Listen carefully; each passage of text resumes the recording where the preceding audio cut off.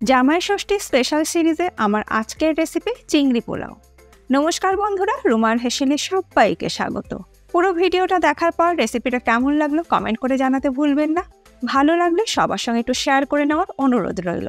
চিংড়ি পোলাও বানানোর জন্য একটা বাটির মধ্যে নিয়ে নিচ্ছি 1 কাপ মানে 200 গ্রাম গোবিন্দভোগ চাল। আপনারা কিন্তু বাসমতি চাল দিয়েও করতে পারেন। এবার এই চালটাকে আমি ভালো করে ধুয়ে নেব।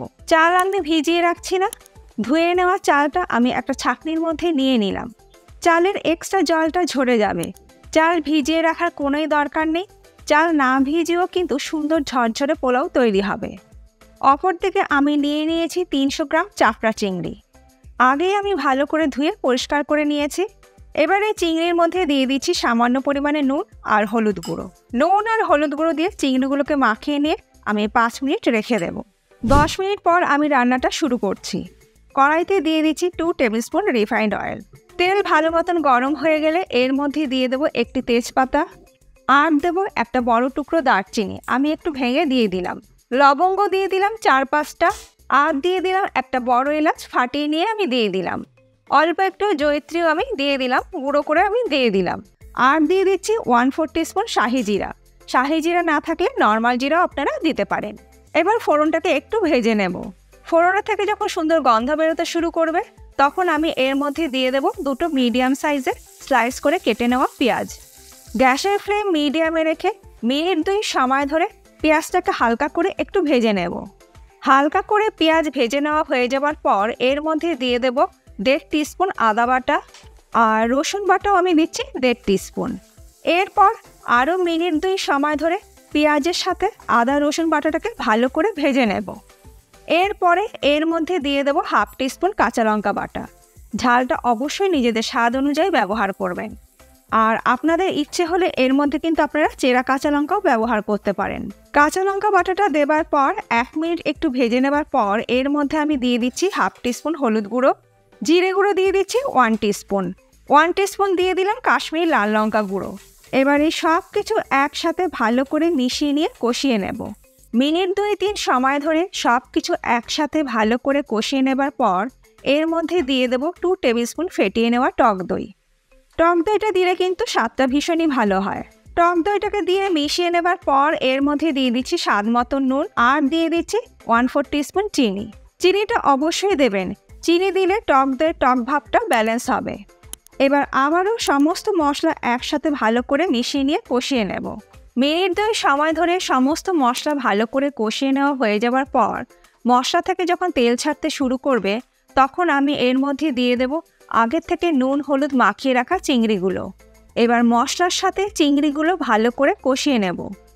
মিনিট 2 মশলার সাথে চিংড়ি ভালো করে কষিয়ে নেওয়া হয়ে যাওয়ার পর এর মধ্যে দিয়ে দেব আগের থেকে ধুয়ে জল ঝরিয়ে রাখা গোবিন্দভোগ চাল।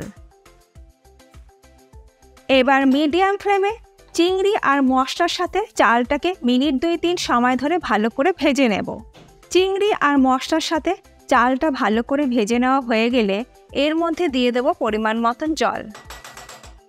যে কাপ মেপে আমি চাল নিয়েছিলাম সেই কাপ মেপেই 1 কাপ দিয়ে দিলাম হালকা গরম জল। আর দেব 3/4 কাপ নারকেলের দুধ। চিংড়ির সাথে নারকেলের দুধ ব্যবহার করলে স্বাদ বেশি ভালো হয়, তবে নারকেলের দুধের বদলে আপনারা নর্মাল দুধও ব্যবহার করতে পারেন। ভালো করে মিশিয়ে দিয়ে ওপর থেকে দিয়ে দিলাম 3টে চেরা কাঁচা লঙ্কা আর দেব 2 টিস্পুন চিনি আর দিয়ে দিচ্ছি স্বাদ মতো নুন। সব কিছু ভালো করে মিশিয়ে নেওয়া হয়ে যাবার পর ঢাকা দিয়ে গ্যাসের ফ্লেমটাকে লোতে করে দিয়ে চালটা সেদ্ধ হওয়ার জন্য অপেক্ষা করব। 10 মিনিট পর আমি ঢাকাটাকে খুলে নিলাম। আমাদের পোলাও অলমোস্ট ডান। আরও একবার ভালো করে মিশিয়ে নিচ্ছি। আর দেখুন পোলাওটা এখনও একটু ভেজা ভেজা ভাব আছে, তাতে কোনো অসুবিধে নেই। সব শেষে এর মধ্যে দিয়ে দিচ্ছি 1 টিস্পুন শাহি গরম মশলা গুঁড়ো আর দেব 1 টিস্পুন ঘি। ঘি আর গরম মশলা গুঁড়োটা দিয়ে ভালো করে মিশিয়ে দিচ্ছি। এরপর গ্যাসের ফ্লেমটাকে বন্ধ করে দিয়ে ঢাকা দিয়ে 15 থেকে 20 মিনিট অপেক্ষা করব। পোলাওর মধ্যে যে ময়েশ্চার ভাবটা আছে সেটা চলে যাবে আর ঝরঝরে পোলাও তৈরি হবে। 20 মিনিট পর আমি ঢাকাটাকে খুলে নিলাম। আর দেখুন পোলাওর মধ্যে যে ভেজা ভেজা ভাবটা ছিল সেটা কিন্তু একদমই নেই। ঝরঝরে পোলাও কিন্তু তৈরি হয়ে গেছে। তৈরি হয়ে গেল একদম ঝরঝরে দারুণ স্বাদের চিংড়ি পোলাও। চাল আর জলের রেশিওটা যদি একদম পারফেক্ট হয় তাহলে পোলাও কিন্তু একদম ঝরঝরে তৈরি হবে। তৈরি হয়ে গেল চিংড়ি পোলাও। এবার এটাকে আমি সার্ভ করব। আজকে আমার এই সহজ পদ্ধতিতে তৈরি করা চিংড়ি পোলাও রেসিপি আপনাদের কেমন লাগলো কমেন্ট করে জানাতে ভুলবেন না। ভালো লাগলে সবার সঙ্গে একটু শেয়ারও করে নেবেন। এর আগে আমি আপনাদের সঙ্গে একদম ঝরঝরে বাসন্তী পোলাও আর মটন কষার রেসিপিও শেয়ার করেছিলাম, পাশেই আছে, একবার দেখে নিতে পারেন। আশা করছি এই রেসিপিটার মতন ওই রেসিপিটা আপনাদের ভীষণই ভালো লাগবে। আজকে আমি এই চিংড়ি পোলাওটা স্যালাড আর মাখানার রায়তার সঙ্গে সার্ভ করছি। আপনারা কিন্তু যে কোনো ননভেজ আইটেমের সঙ্গেও সার্ভ করতে পারেন। আর এর আগে আমি আপনাদের সঙ্গে 3 ধরনের রায়তার রেসিপি শেয়ার করেছিলাম। মাখানার রায়তাও কিন্তু তার মধ্যে একটা আছে, চাইলে আপনারা সেই রেসিপিটা দেখে নিতে পারেন। আজ তাহলে এই পর্যন্ত, আবার দেখা হবে নতুন কোনো ভিডিওর সাথে। ভালো থাকবেন, সুস্থ থাকবেন, ধন্যবাদ।